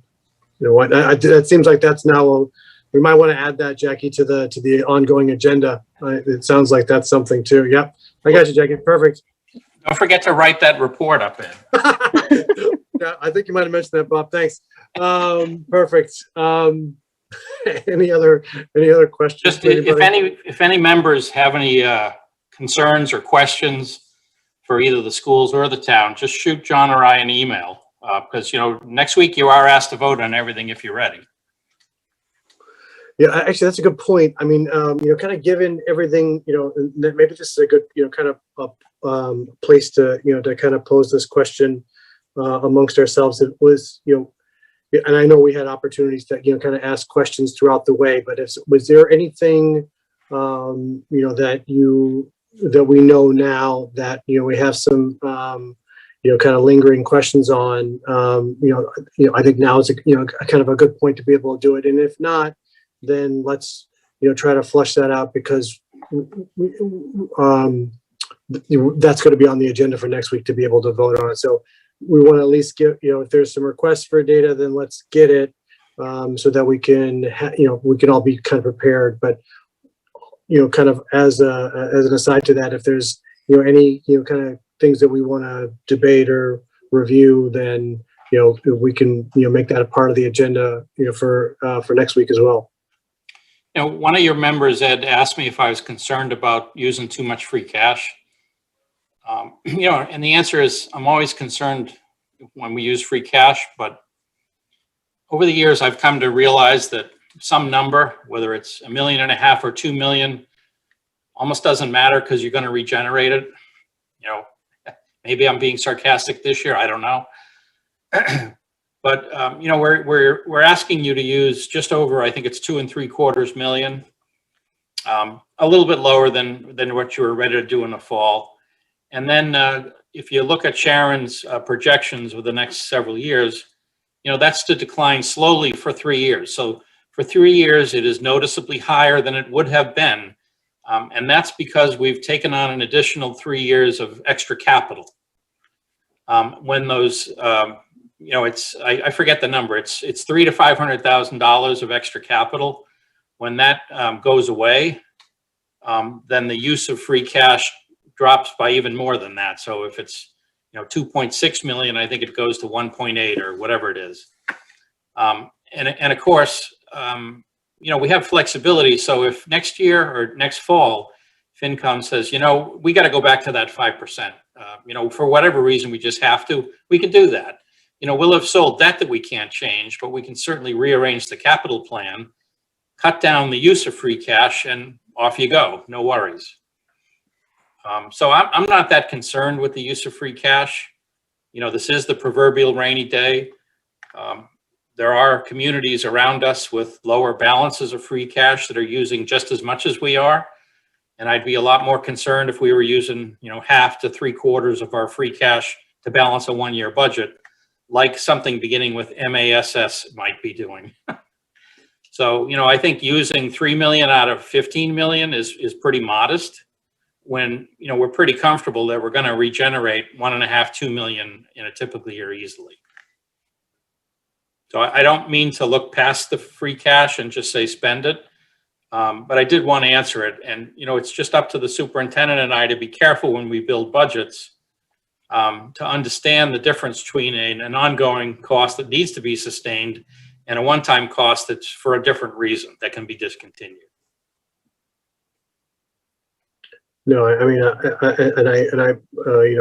just to kind of weigh in on that. I mean, I remember that, those conversations vividly, and, I'm gonna, pin it on Nick because I think it was him. This is, one of those places where it's, spending the, it's not, anybody. This is the town's, money that, and we're, again, from a timing perspective, when else would you look to be able to use it, except in a position like, again, no one could ever foresee this, and thank goodness that we're in this position that we can. And then the last point, just from an audit committee perspective, that still leaves us, and you've talked about our bond rating and everything else. I think again, we're still left with reserves that are still looked favorable, as it relates to our peer communities as well. So, I'm thankful for the question, because I think it is one of those things where, you do it at a point in time and you're like, oh, okay, well, and then that was, 9 months ago, and then, how do you feel about it now? So I think it's always good to revisit, because so many things change, and so many things change from yesterday, let alone 9 months ago. So it's very prudent to be able to kind of have that as a thought process. Mary Ann, I see your hand. Yeah. Bob, in the budget, was there a central place that listed all of the new positions that were added? I know we heard about them.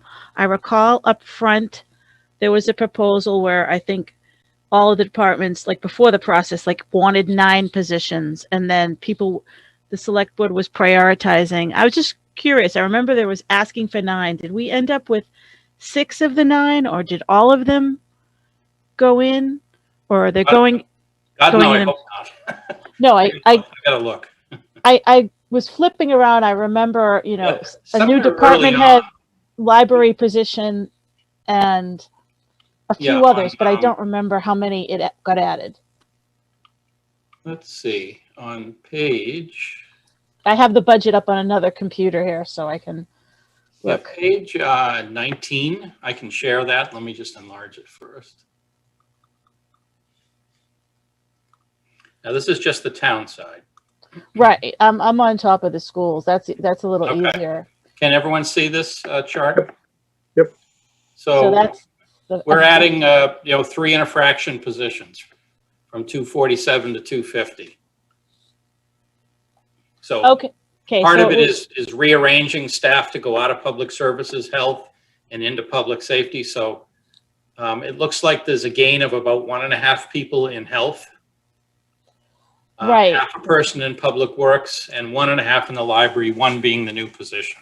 So those are the only changes. Now I know there's a lot of conversation too about these positions, particularly the library position, because it's just so new, and people say, well, what is the targeted need? It's meeting at town meet. When FinCom recommends the budget, are we recommending those positions, or recommending here's positions for town meeting to vote on? And then when town meeting gets it, you know how if they take a vote, can they, how they can do line item vetoes on the budget? They could just say, strike a position, or say, we don't want this to be, I'm making this up, I'm not saying this is going to happen. A 1.0 FTE for the library, new one. We think it should be half an FTE.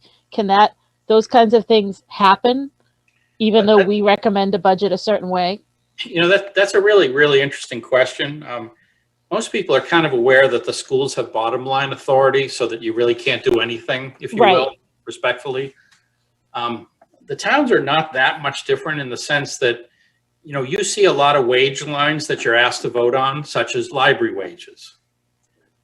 If you reduce library wages by $70,000, a reasonable solution to that, if I were the trustees, would be not to fund that new position. But you can't require them to do that. They just have $70,000 less to use, and it's up to them to decide, how do we rearrange the FTEs? Yeah, because I've heard people say, I'm not going to vote for that position, but we're not voting for that position. That's the thing I was just trying to understand. Yeah, and in the past, it hasn't come up that often, but there was a position that I know when my predecessor was there that town meeting suggested be removed. And I remember him saying, you can take the funds away, but the decision to fund or to have the position not is mine. If it were one of the line items under the town manager, I would have a hard time saying that. Right. Because really, I'm just saying, okay, so you don't want whatever it is, but I do, and I'm going to get rid of something else. That's just an awkward thing for a town manager to do. So I don't want to say any more than that, but no, I understand. And then in facilities, you have even less flexibility. Their bottom line's kind of like the schools. The core budget is a bottom line. There's not a lot of employees. The town building budget is much smaller, and you really could have an impact on that, even though it's bottom line. And I believe all the other departments are, have wages and expenses as 2 components. So it's a sort of, again, it's a moral obligation question. If town meeting wants to make a statement, you would kind of hope that the budget authorities would respect it.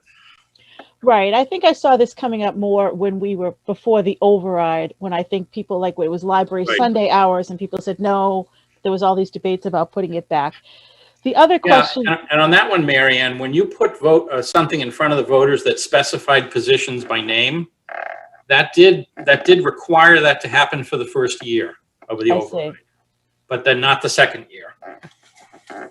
Just as another question that maybe this is beyond the budget, and then I'll be done with the precise town school split. I was trying to explain this to someone today, and I really don't know how that split would ever change. For example, the person was saying to me, well, if we change the split, schools instead of 63%, if we changed it to 66%, that would be enough to fund kindergarten, because that would throw another million. If you would round up the town overall budget to 100, and I know it's not that, but just if you called it 100, who decides on that split?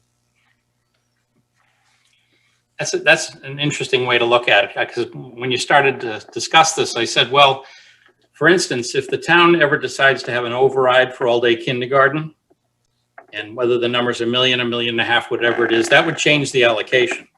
But it didn't dawn on me that you could somehow find $1 million or $1.5 million. I don't know where you find it. Do you take $1 million out of the town budget? You could. Right. I'm saying you'd have to change the split. And I don't know where I think that the allocation would have to change within the school budget, and things would have to be prioritized. Yeah, the mechanism you'd use that we currently have could be under accommodated costs under community priority, where sometimes we add an SRO, sometimes we have added mental health services for schools. You could put $1 million in there and say all-day kindergarten. And then the schools in the town would have $1 million less on the top to work with. And that would be split whatever. And then a year from then, the $1 million would go to the schools, and that would change the future split. So that's the way it would happen. I see. And I think it's not my priority. I was just trying to explain it to someone who asked me about it. Okay. Thank you. Yeah, I fielded a lot of questions about that too. And when people really understand the process, that it is flexible, they're not as concerned, as opposed to it's arbitrary. It's this number. Why can't I change it? Well, you can. You just, either the school committee or the town ask for something off the top. And, when, John and I have worked collaboratively on that and agreed. Now, if John had come in this year and said, I need $1.5 million for all-day kindergarten, he and I would probably still be discussing that. Yeah, no, and I remember when they interviewed the superintendent candidates, and one was asked and how he made it happen, and it was a gradual process. It was a gradual reduction, kind of weaning the school system from being dependent on the tuition, and that probably makes more sense here anyway. If we get to, all right, that's all. Thank you. Okay. Nick. So I had a question, Bob. You made a comment about the pension funding. I don't know if it's OPEB or something else, but kind of our long-term commitment to funding. I guess I may not be using the right, general enough term, but kind of, I'm thinking about beyond this budget, the long-term picture for, we have one eye on capital expenses, of course, and this was the other thing I was thinking of. Could you maybe review for us where we stand with that, what the plan is for Reading, for whatever our obligations may be for pension, OPEB, either to the state or just to our community? Yeah, for specifically in Massachusetts, for the pension obligation, we have a local retirement board, and they vote that, and we must fund what they vote. Now, we can certainly work with them, and they were very good to us last spring, when it might have even been me that said, oh no, make it a big increase last winter. And then 3 months later, I said, no, it's a pandemic. It can't be that large. So they were really good about that. The way it's currently being funded at a 6% increase annually, given the actuarial assumptions, it should be fully funded in 2029. Now, a lot of things happens with actuarial assumptions, but that is what it is. Let's say it is funded in 2029, and we're looking at the 2030 budget. All of a sudden, instead of needing, $5 million for pensions, you only need $2 million, because the catch-up game is finished. And that's the biggest part of the pension contribution by far. And I'm making these numbers up, but order magnitude, they're right. So all of a sudden, you have $3 million less that's required to be set aside for pensions. So, the logical thing to do at that time, if you don't have to do it sooner, would be to, add $1 million and $1.5 million of that to OPEB, whatever the shortfall might be. Let's say $1.5 million. Now, we've always been a little concerned that someone may require the OPEB contribution to be fully funded sooner than our pension was paid off, in which case we just have to sort of scramble and figure that out. But, I'd say the chances now of that versus 2 years ago seem to be more remote, of needing to fund OPEB, soon. Does that answer your question? Yeah, it's helpful. And I just wanted to put that out for the committee as one of those things that we don't talk about very often. Ed brought this up. We're in the enviable position as a community of having collected more revenue than I think we may have originally anticipated. At one point, we have so-called free cash. I hate that term. It's not free. It's taxpayer money that's unallocated, right? It's not free. Came out of someone's bank account. Someone worked to earn that money, and we took it, and we're holding on to it. So we have this public trust with public funds. And so for me, the question is about, well, what, we've had conversations around using so-called free cash, and that's the term the state uses for it. So we're stuck with that. But using free cash to support, kind of contingency planning for the pandemic and for all the trauma that's caused, everywhere. As we look to the future, I think, we want to make sure that we keep the public good in mind and what we do with that, so-called free cash. We've talked about having free cash to support operating budgets. We've talked about free cash to support capital expenses, right? Not falling behind on that. We haven't talked as much about the pension liability and funding that. I think that's an important public purpose. And then I think also in the mix are so-called community priorities, right? So there's 4 areas of what we can do with the funds. I don't have any answers. I just want to keep our current budget in context. I don't think this is something that changes my thinking of what we've heard in these presentations, but I want to keep these 4 areas on the committee because we spent a lot of time on just 1 or 2 of them. And so, continuing to think about the whole picture, how do we, with, being among the few people in Reading who have a say in recommending to town, kind of doing a deep dive on the numbers and then recommending to town meeting how they want to spend our money. I think it's good to every now and then ask these questions about things that nobody's talking about because ultimately, they're all needs for the public. So, thanks.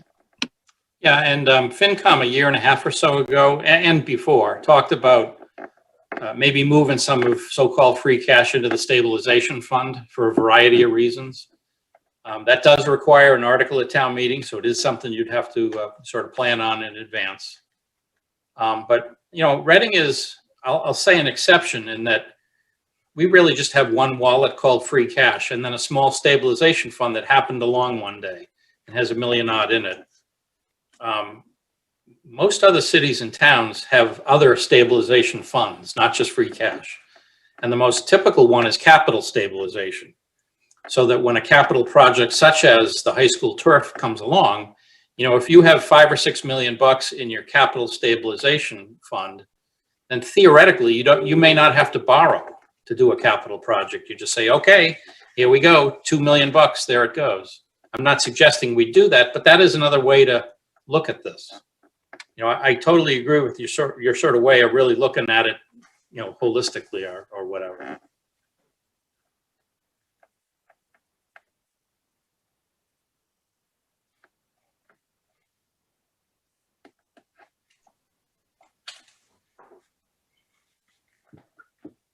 So, Bob, just to follow on onto that. I mean, is there,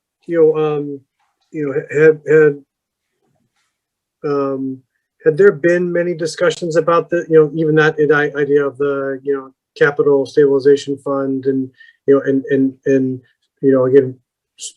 looking at, at that as an idea or other ones that, and again, feel fortunate to be able to even start to entertain this idea, given where we are, with, the pandemic and everything else. But, to Nick's point, I think it's it is good to, to look at this for, what we may address, in the summer and fall, when times are a little bit better.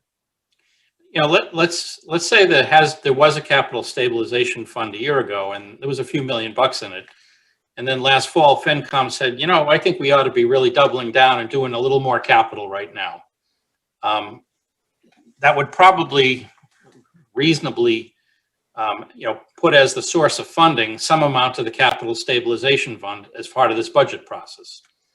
And the only reason I bring this up is that takes a 2/3 vote at town meeting.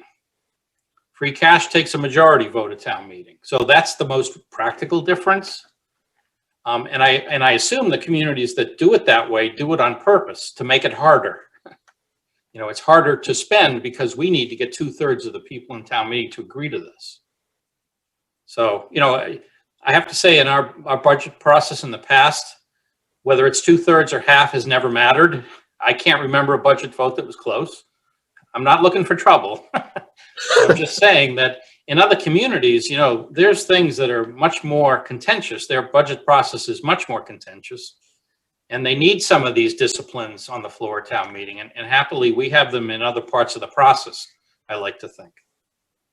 But, you know, that certainly is something that, you know, could be discussed. You can have any number of stabilization funds for whatever purpose you can think of. And that just makes the money harder to get out.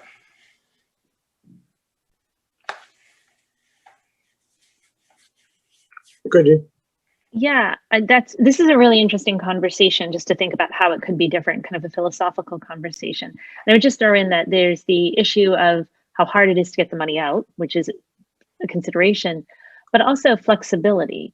So once you put money in a stabilization fund that is dedicated to capital, that money's not available for a different need. And I can't really think of a specific example, but I can imagine a situation where the town says we have a short term, maybe a global pandemic might be a specific example, but we have a short term need. It's going to last a year or two. It's going to be operating expenses. It is not capital, but we are going to need a significant amount of money to get us through this time for this purpose. So I would potentially see, and this is getting a little off topic from tonight, but it's an interesting conversation, but a potential downside of that, I mean, the benefit of having one big free cash is the level of flexibility. We have to use it where we need it. This is very interesting conversation for sure. Yeah, and I think some parts of that too, to Bob's last point is, some places where we want to, that makes it harder.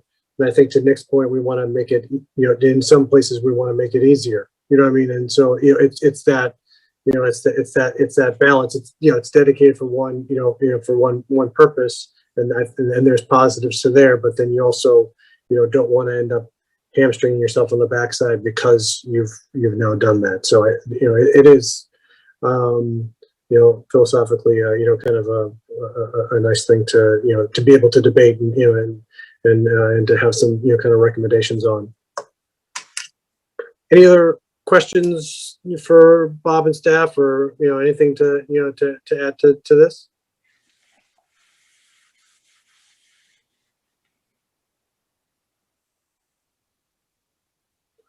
All right, excellent. So I think, and again, just get back to the kind of the earlier point that we were talking about. So if anyone does and I think to Mary Ann's question about Mm-hmm. kind of stuff among FTEs and stuff like that. If something comes up, obviously shoot Bob or John a note about if there's something around the budget. If you want to copy me, if you feel welcome, obviously no obligation to be able to do that, but feel welcome to be able to do that. And then outside of that, then we should be in kind of in a good position to go through all these articles next week. Just to remind FinCom, I'm sharing, these are the lines you vote. Gotcha. Okay. Yep.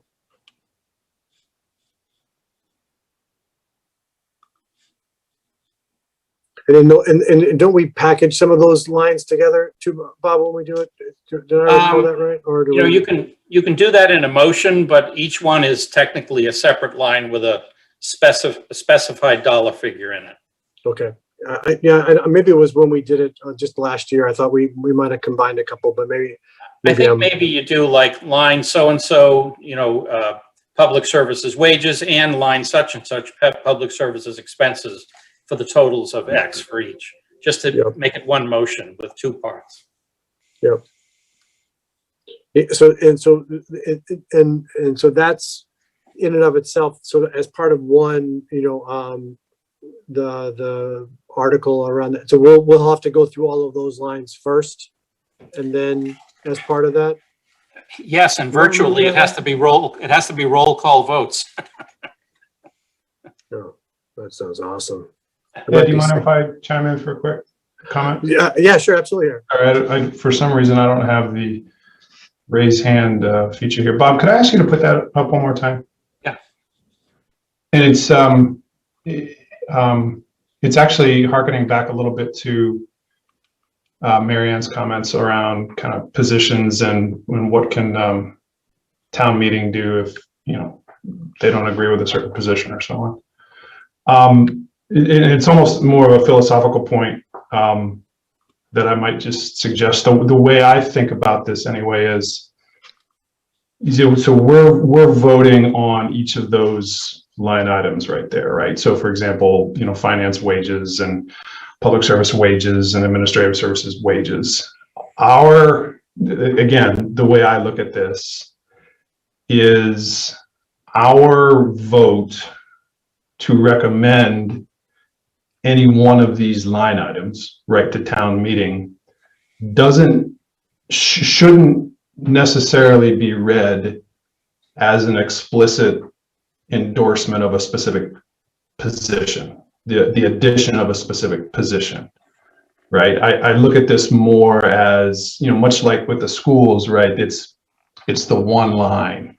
And you know, we kind of leave it to the judgment of the school administrators to make decisions on the positions that they, you know, see fit, right, to best, you know, allocate that funding or get the most out of that funding. And I kind of look at that throughout this as well, right? You know, we're leaving the judgment to Bob and to the department heads, right, to, you know, spend this money as they see fit. And if they determine that it's the addition of this position or that position, then okay, right? Our role is not to, you know, kind of pass a judgment necessarily on the addition or not of a specific position. It's more just to ask questions and pressure test, and you know, our recommendation is, you know, our judgment that the money is being spent wisely and efficiently is kind of how I look at it, right? Personally, I might certainly agree with all of these positions, but from a FinCom perspective,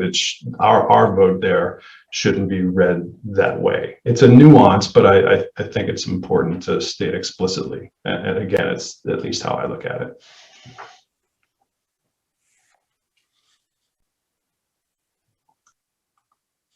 Oh, thanks, Eric. I appreciate that. That's, you know, again, go ahead, Gene. You're muted still. Sorry, Ed, I didn't mean to interrupt you. Oh, no, I wasn't gonna say, I was just gonna ramble. No, go ahead. I was just going to say that I had a very similar thought process to Eric. I've been thinking about this. I think about it a little bit differently, but I think our thinking is very aligned. My thinking is, for the way I perceive the role of FinCom was the process that got us to this budget sound and equitable? Like, was it a good process? You know, was it a thoughtful, good process? And then the second question is this budget both affordable and sustainable into the future? Are we doing anything that was going to cause a problem 2, 3, 5 years down the road for the town? I think that's our obligation. So is the budget sustainable? Is it affordable? But to Eric's exact point, I don't personally perceive the role of FinCom to be, you know, just I personally like that or don't like that. You know, that gets into more the management and really the judgment of town meeting to some extent, whether they want to fund certain things or not. But I would tend to agree with Eric's comments completely. No, I share you're the same, you know, the same thing. It's, you know, it is a nuance to it that, you know, we get to the detail, but it's to a greater whole. And I'm not here to cherry pick the detail. That's not what I signed up for. And it's not, you know, I'm not, you know, and of the ability or presume that I have the ability to be able to, you know, to challenge, you know, any one of those things, whether, you know, frankly, whether I, you know, agree to it or not. That's, you know, I think that's, you kind of have to know your role, you know, stay in your lane, you know, for all intents and purposes. And I think it is around, you know, that, you know, kind of the discipline of what we're looking at from a budget perspective. And, you know, and I do think it's, you know, again, we get to the detail, but it helps us inform, to your points, Gene, is it, you know, sustainable, you know, budget? Is it, you know, kind of well, kind of funded to the expense and how it looks going forward too. So that's, again, we get the benefit of the detail, but I don't think it necessarily allows us to cherry pick. Yeah, and if I were to actually add to this conversation, we should be conscious about the difference between being an elected or appointed official, right? When you're elected to represent people and make judgments about what we're going to do, and then you're held accountable, right? In the voting. As an appointed official, it's a little bit different. So I think I just think it's a careful line to balance. Yep, absolutely.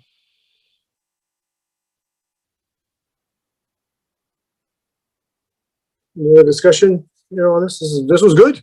I thought we were going to wrap up, but we went off on a nice little, thing here. This is nice. Of course I had to make a joke. All right. Any other questions or comment? All right, we're on to the minutes. By the way, Jackie, I don't know if I'm allowed to say this.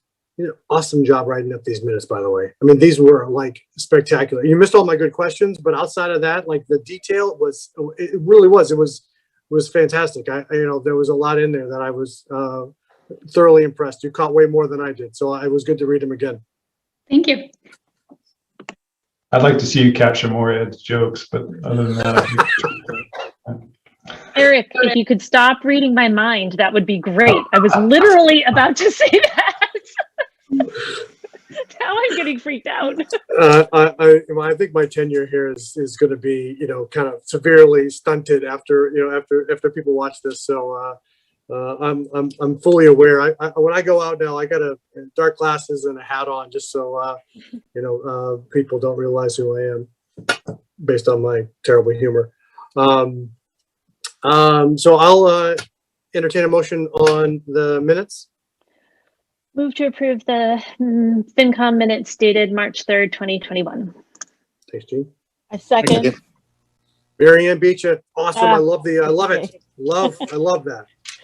All right, we'll go to a vote as I see on the screen. Gene. Yes. Nick. Yes. Eric. yes. Dan. Yes. Mark. Yes. Mary Ann. Yes. And Andrew. Yes. And Ed is yes. That's an 8-0 in the books. Seeing that there is no other business, I'll entertain a motion. Motion to adjourn. Second. Thanks, Gene. Gene. Yes. Nick. Yes. Eric. Yes. Dan. Yes. Mark. Yes. Mary Ann. Yes. And Andrew. Yes. It is yes. We are adjourned until St. Patty's Day. Wear your green. We all got to be prepared for this. We got a lot of articles, so we gotta be in the right spirit for this one. My first St. Patty's Day FinCom meeting, so we're gonna have to really blow it out. We'll make it memorable. There we go. That's what I want to hear, Bob. That's terrific. Thanks, everybody. Good night. Good night.